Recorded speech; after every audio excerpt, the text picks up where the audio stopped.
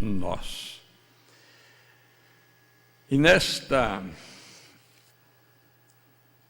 palavra tão usada ou incentivada ou enfatizada, meu novo ministério,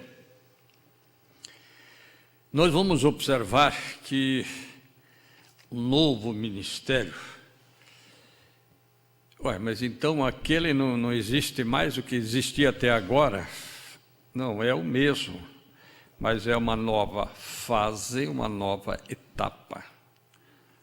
E aí nós vamos observar como o profeta mostra isso. E nessa fase, nessa etapa, o inimigo que nunca gostou de nós, menos ainda vai gostar. Mas vocês têm que lembrar isso também, né? Setas malignas virão contra nós. Agora, esses dois versículos que eu li, São Paulo começa dizendo, tendo este ministério,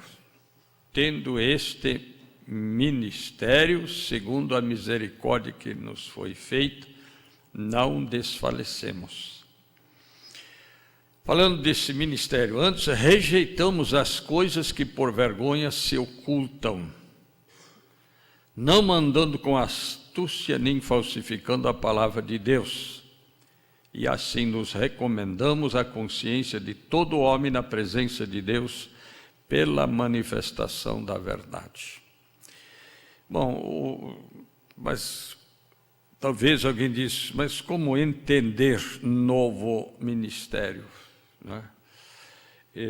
O que aconteceu lá, dizer que todos entenderam, não entenderam. Isso aqui não é o entendimento, isso aqui é o homem interior, isso é fé, isso é o invisível, o homem de dentro. Vocês lembram quando nós mencionamos, né, quem é o corpo de Cristo? Né? E agora, no capítulo 3, 2 Coríntios também, no capítulo 3, São Paulo diz assim, 6, 7 e 8, o qual nos fez também capazes de ser ministros. Ministros é porque são portadores de um ministério, né? Tendo este ministros de um novo testamento, não da letra, mas do Espírito. Porque a letra mata e o Espírito vivifica. Aí, ele fala do ministério da morte, no versículo 7.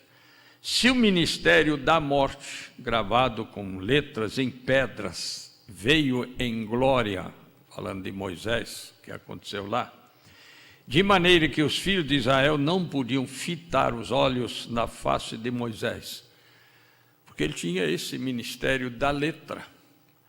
E São Paulo chega a dizer da morte, ministério da morte, porque a infração, infringir aquilo, mas o ministério que estava nele, os filhos de Israel não podiam fitar os olhos na face de Moisés. Aí você vai lembrar de Estevão, que o seu rosto brilhava quando ele estava morrendo, apedrejado. Veja, por causa da glória do seu rosto, que era transitória.